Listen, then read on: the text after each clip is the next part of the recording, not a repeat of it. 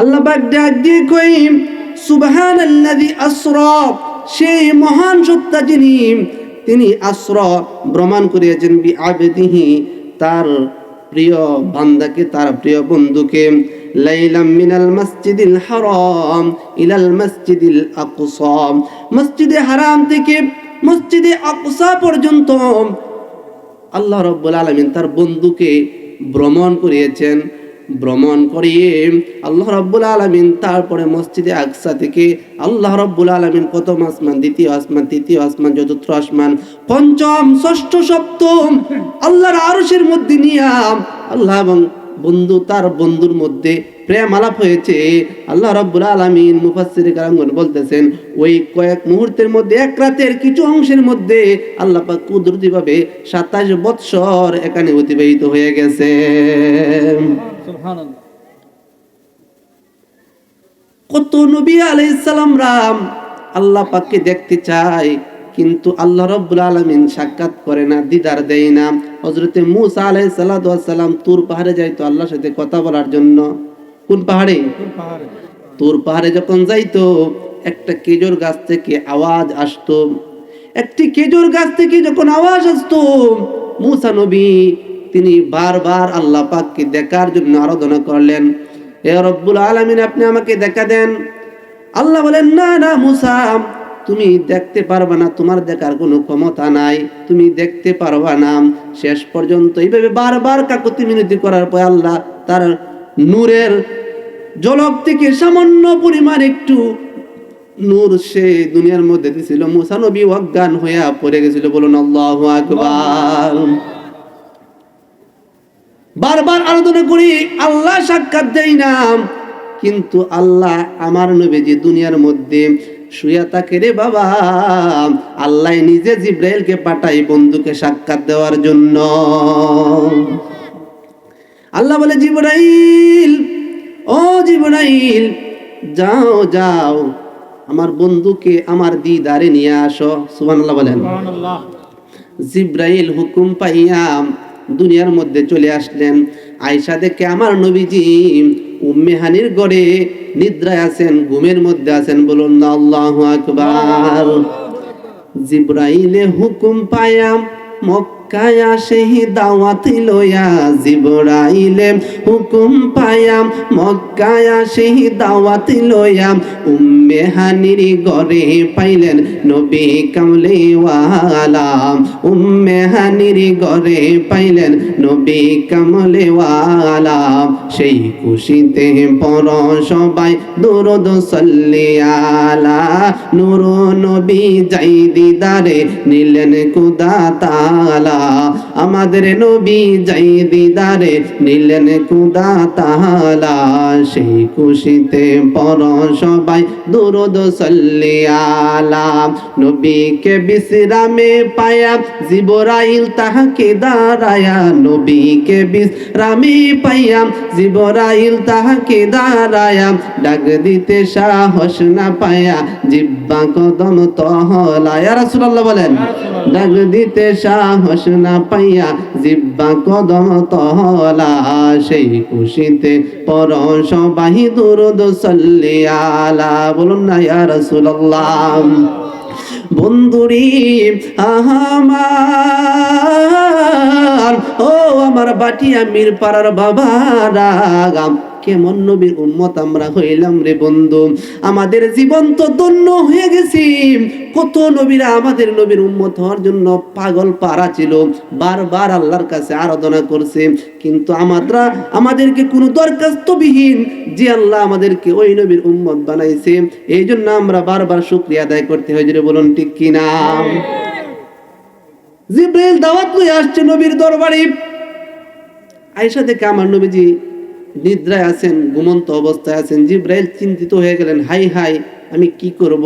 আমি যদি নবীকে ডাক দিই, যদি নবীর সামান্য পরিমাণ কষ্ট পাওয়া যায়, আমার জিব্রাইল গিরি শেষ হয়ে যাইব। বলুন আল্লাহু আকবার। জিব্রাইল চিন্তায় পড়ে গেলেন, কি করব? নবীজিকে তো ডাক দেওয়া যাবে না, বেয়াদবি হয়ে যাবে। যদি সামান্য নবী মনে মনে কষ্ট পায়, আমার তো জিব্রাইল গিরি শেষ। কি করব? সে চিন্তিত হয়ে গেলেন। হঠাৎ কইরাম সে খেয়াল করলেন যে নবীজিকে তো ডাক দেওয়া যাবে না, জিব্রাইলের জিহ্বাটা নবীজির কদম মুবারকে লাগায়া দিলেন। জিহ্বাটা যখন কদম মুবারকে লাগায়া দিলেন, আমার নবীজি সজাগ হয়ে গেলেন, জেগে উঠলেন। আমার নবীজি যখন জেগে উঠলেন তখন জিব্রাইল এসে ডাক দিয়ে কয়, ইয়া রাসূলুল্লাহ, ইয়া হাবিবাল্লাহ, বেয়াদবি মাফ করবেন। ও মায়ার নবীজি, আল্লাহ পাক আপনাকে দিদার দিতে চাই, আমাকে পাঠাইলেন আপনাকে আল্লাহর দিদারে নিয়ে যাওয়ার জন্য। আমার নবীজি এটা শুই না, আমার নবীজি চক্ষু মুবারকের পানি ফালায়া কাঁদতেছেন। জিব্রাইল ডাক দিয়ে কই, ইয়া রাসূলুল্লাহ, নবী গো, ও মায়ার নবী গো, কত নবীরা আল্লাহ পাকের দিদার পেতে চায়, আল্লাহ পাক দিদার দেয় না, কিন্তু আপনাকে আল্লাহ স্বয়ং দিদার দিতে চাই, আপনি কেন কান্দেন গো? দেখেন কেমন উম্মতের দরদি। সুন্নি আলেম ওলামারা কেন নবী নবী করে, সুন্নি আশিকরা কেন নবীর প্রেমে দিওয়ানা, এই জন্য জেনে নেন। আমার নবীজি কাঁদতেছে, আমার নবীজি যখন কান্দে, জিব্রাইল ডাক দেখো, নবী গো, আপনি কেন কান্দেন? অন্যান্য নবীরা দিদার পাইতো চাই, আল্লাহ নিজে দিদার দিতে চাই, আপনি কান্দেন। আমার নবী ডাক দিয়ে, আমি তো আল্লাহর দিদারে চলে যাইব, কিন্তু আমার উম্মতদেরকে কে দেখাশোনা করবে? বলুন আল্লাহু আকবার। কেমন উম্মতের কান্নারি। আমার নবী ডাক দিয়ে কই, জিব্রাইল, ও জিব্রাইল, আমি তো আল্লাহর দরবারে দিদারে সাক্ষাতে চলে যাইব, আমার উম্মতের ফয়সালা কি? আমার নবী যখন এটা বললেন জিব্রাইলকে, আল্লাহ পাক ডাক দিয়ে কই, জিব্রাইল বলে দাও, আমার নবীজি যতক্ষণ পর্যন্ত আমার দিদারে থাকবে, আমার বন্ধুর উম্মতের আমল নামায় একটা গুনাহ লেখা হবে না। জিব্রাইল যখন নবীর দরবারে আসবে, আল্লাহ পাক জিব্রাইলকে ডাক দিয়া কয়, ও জিব্রাইল, তুমি 70,000 লাইট নিয়ে যাও। কয় হাজার লাইট? তুমি 70,000 লাইট নিয়ে যাও। জিব্রাইলে ডাক দিয়ে কয়, ইয়া রব্বুল আলামিন, কতবার নবীর দরবারে গেলাম, কত শত শতবার, দিনেও গেলাম, রাতেও গেলাম, কোনো সময় তো লাইটের কথা বলেন নাই, আজকে কেন লাইট নিয়ে যাইব? আমার আল্লাহ বলেন, যাও যাও, তুমি এখন বুঝবা না, সময় হইলে বুঝবা। জিব্রাইল সাথে 70,000 লাইট নিয়ে আসছে। কয় হাজার লাইট? 70,000 লাইট জিব্রাইলের হাতে। রাতের বেলায় কিন্তু মেরাজটা হয়েছে বন্ধু। জিব্রাইল যখন নবীর দুয়ারে আসছেন, আমার নবীজিকে আল্লাহ ডাক দিয়ে কয়, আপনি যতদিন আমার বাড়িতে থাকবেন, আপনার উম্মতের আমল নামে একটা গুনাহ লেখা হবে না। তখন জিব্রাইল এই কথা নবীজিকে জানানোর পরে আমার নবীজি একটা মুস্কি হাসি দিয়েছে। নবীজির সামনের দুইটা দাঁত মুবারক বাহির হয়ে গেছে, নবীজির দন্ত মুবারক বাহির হয়ে গেছে মুস্কি হাসিতে। এই মুস্কি হাসির কারণে নবীর দন্ত মুবারক থেকে একটা নূরের ঝলক বাহির হয়েছে। এই নূরের ঝলকে জিব্রাইলের 70,000 লাইট এভাবে মিটি মিটি কম্পন শুরু হয়ে গেছে। জিব্রাইলের 70,000 লাইট নূরে নবীজির নূরানি ঝলকে কম্পন শুরু হয়ে গেল, মিটি মিটি অবস্থা শুরু হয়ে গেল। তখন আল্লাহ ডাক দিয়ে কয়, জিব্রাইল, ও জিব্রাইল, তুমি যদি আজকে 70,000 লাইট নিয়ে না যাইতাম, মুসা নবী যেইভাবে তোর পাহাড়ের মধ্যে আমার সামান্য নূরের ঝলকে মুসা নবী অজ্ঞান হয়ে গেছিল, আজকে যদি তুমি লাইট গুলা না নিয়ে যাইতা, আমার বন্ধুর দন্ত মুবারকের নূরানি ঝলকে তুমি জিব্রাইল অজ্ঞান হয়ে পড়ে রইতা।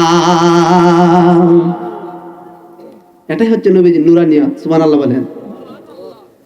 নবীজির বাশারিয়ত কেউ অস্বীকার করা যাবে না, নূরানিয়ত কেউ অস্বীকার করা যাবে। নবীজি দুনিয়ার মধ্যে আসছেন আমাদের মতোই, দেখতে শুনতে খাইছে ফিরছে চলছে, আমাদের মতো মানুষ, দেখতে দেখতে নমুনাই। কিন্তু যদি কেউ বলে যে নবী আমাদের মতো মানুষ ছিল, সে ঈমান থেকে খারিজ হয়ে যাবে, সে ঈমানদার থাকবে। আমাদের মতো মানুষ নবীকে বলা যাবে। নবীজির নূরানিয়ত অস্বীকার করা যাবে না, হাকিকতে নবী নূরানিয়ত। আর মানুষের মধ্যে এসেছেন বিদায় নবী বাশারিয়ত কবর ধারণ করে শুধু মানুষকে ইসলামের পথে, হেদায়েতের পথে, ইসলামের বাণী পৌঁছানোর জন্য নবীজিকে আল্লাহ মানুষের কাছে পাঠাইছে, মানুষের রূপ ধরে পাঠাইছে। যদি বলুন সুবহানাল্লাহ। জিব্রাইল আমার নবীকে এই মসজিদে হারাম, আমার নবীজি উম্মে হানির ঘর থেকে তিনি চলে গেলেন মসজিদে আকসার মধ্যে। এদিক দিয়ে যাওয়ার পথে মুসা নবীর কবরের পাশ দিয়া নবীজি যায়। মুসা আলাইহিস সালামের কবরের বরাবর আল্লাহ রাব্বুল আলামিন রাস্তাটা করেছে। যখন মুসা নবীর কবরের পাশ দিয়ে যাওয়ার সময় দেখে মুসা আলাইহিস সালাম কবরের মধ্যে দাঁড়ায় দাঁড়ায় নামাজ আদায় করতেছে।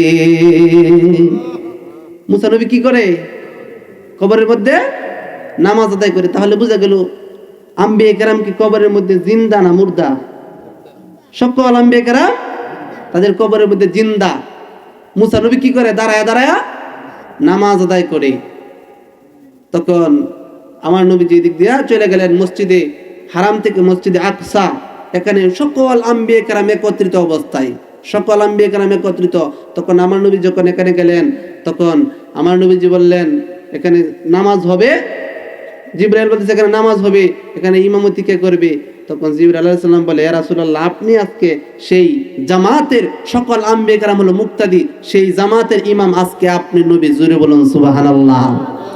এই জন্য আমাদের নবীজির একটা লক্ষ্য হচ্ছে ইমামুল মুরসালিন, ইমামুল সকল নবীগণের ইমাম হচ্ছে আমাদের নবী। আমরা খুশি নয় বাজা?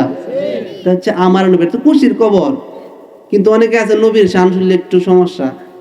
তাহলে বোঝা গেল কি তারা বেজাইলে উম্মত। যেটা বলুন ঠিক কিনা? নবীর শান শুনলে উম্মতটা খুশি হইব। যখন উম্মতের অন্তরে নবীর শান শুনলে, নবীজির শান ও মানের কথা শুনলে, নবীজির দুরূদ পড়লে, মিলাদ পড়লে, খিয়াম করলে শান্তি লাগবে। এরাই হচ্ছে নবীজির কাটি উম্মত। যেটা বলুন ঠিক কিনা? গভীর মনোযোগ। ওই মসজিদে আকসায় গেলেন। মসজিদে আকসায় যাওয়ার পরে আমার নবীজি ওই জামাতের ইমামতি করলেন। ইমামতি করার পরে ওই এইখান থেকে জিবরাইল আলাইহিস সালাম আমার নবীজিকে নিয়ে গেলেন। নিয়ে যাওয়ার পরে ওই প্রথম আসমানে যে হযরতে আদম নবীর সাথে সাক্ষাৎ, দ্বিতীয় আসমান, তৃতীয় আসমান, চতুর্থ আসমান, পঞ্চম, ষষ্ঠ, সপ্তম, এভাবে এক এক আসমানে এক এক নবীর সাথে সাক্ষাৎ করলেন। এক এক নবী আদম আলাইহিস সালামের সাক্ষাৎ পাওয়ার পরে আদম আলাইহিস সালাম আমার নবীজিকে সালাম জানাইলেন, আসসালাতু ওয়াসসালামু আলাইকা ইয়া রাসূলুল্লাহ। আমার নবীজিকে সালাম জানাইলেন। প্রথম, দ্বিতীয়, তৃতীয়, চতুর্থ, পঞ্চম, ষষ্ঠ, সপ্তম প্রত্যেক আসমানের এক একজন নবী দাঁড়ানো, এক একজন নবীর সাথে সাক্ষাৎ করলেন।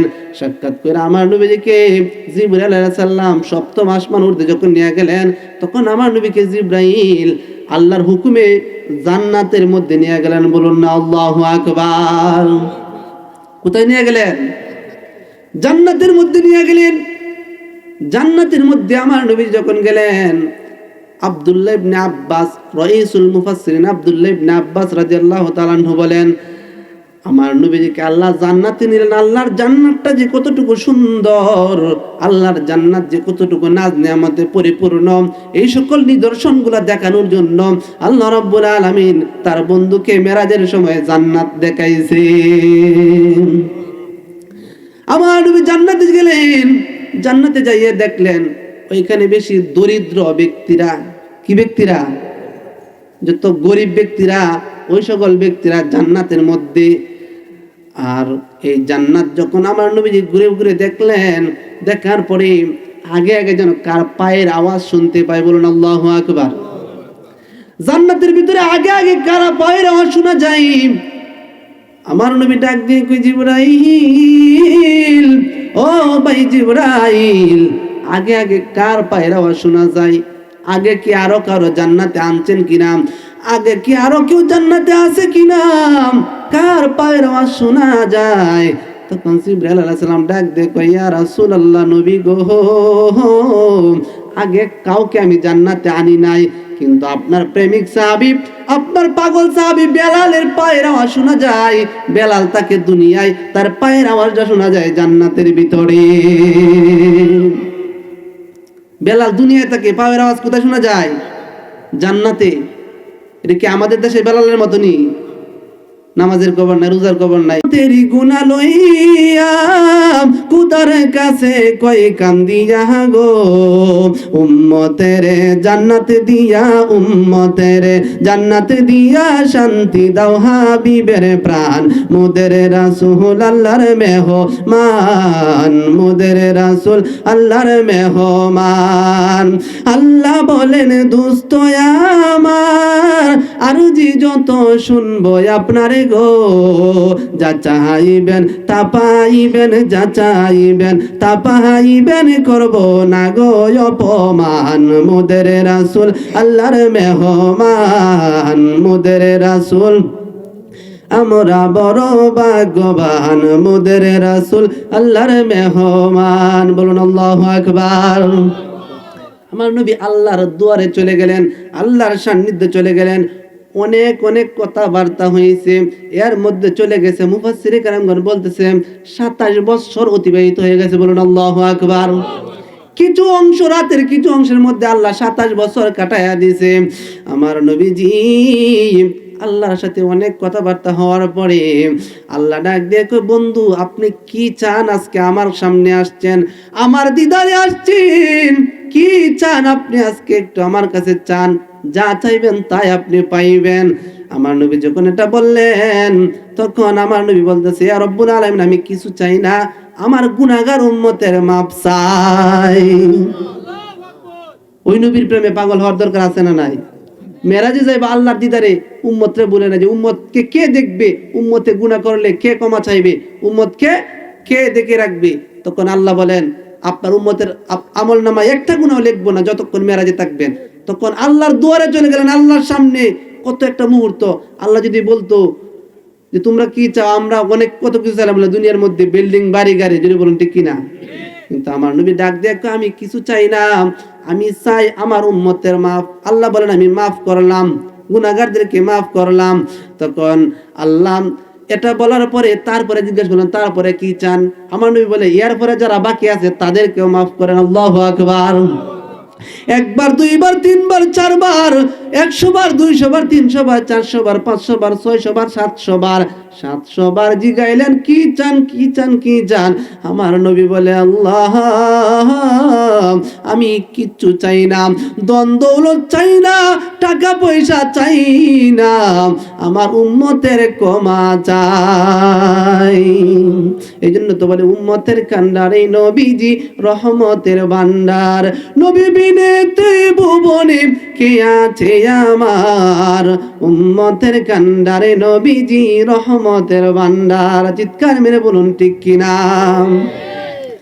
তখন আল্লাহ বারবার জিজ্ঞেস করতেছেন, আপনি কি চান, কি চান, কেন এসেছেন, আপনি কি চান? আল্লাহ ডাক দিয়া কয়, আপনাকে এতবার জিজ্ঞেস করলাম আপনি কি চান, আপনি শুধু উম্মতের ক্ষমা চান, উম্মতের মাফ চান, এরপরে আপনি অন্য কিছু চান? তখন আমার নবী ডাক দিয়ে কয়, না না, আমি অন্য কিছু চাইবো না। যদি নবীকে প্রশ্ন করি, ইয়া রাসূলুল্লাহ আপনি কখন সন্তুষ্ট হইবেন? আমার নবী ডাক দিয়া কয়, আমি তখন সন্তুষ্টিত হইব যখন আমার যত গুনাহগার উম্মতরা আছে সকলকে যতক্ষণ পর্যন্ত আমি জান্নাতে পৌঁছাইতে না পারবো ততক্ষণ পর্যন্ত আমি নবী সন্তুষ্টিত হতে পারবো না। ওই নবীর প্রেমে পাগল হওয়ার দরকার আছে না নাই? ওই নবীর মেরাজ, এই আল্লাহর দরবার থেকে আমার নবীজি নামাজ নিয়ে আসছেন কয়েকত, প্রথম আনছেন 50 ওয়াক্ত। তখন মুসা আলাইহিস সালামের সাথে সাক্ষাৎ। তখন মুসা নবী বলে, ইয়া রাসূলুল্লাহ আপনার উম্মত হবে দুর্বল, তারা খুবই জীর্ণশীর্ণ হবে, তারা এত সময় এত নামাজ পড়তে পারবে না, আপনি আরো কমায় আনেন। এইভাবে যাইতে যাইতে যাওয়া আসার মধ্যে 9 বার যায়া 5 নং 45 ওয়াক্ত নামাজ কমাইছি, মাত্র আনছে কয় ওয়াক্ত?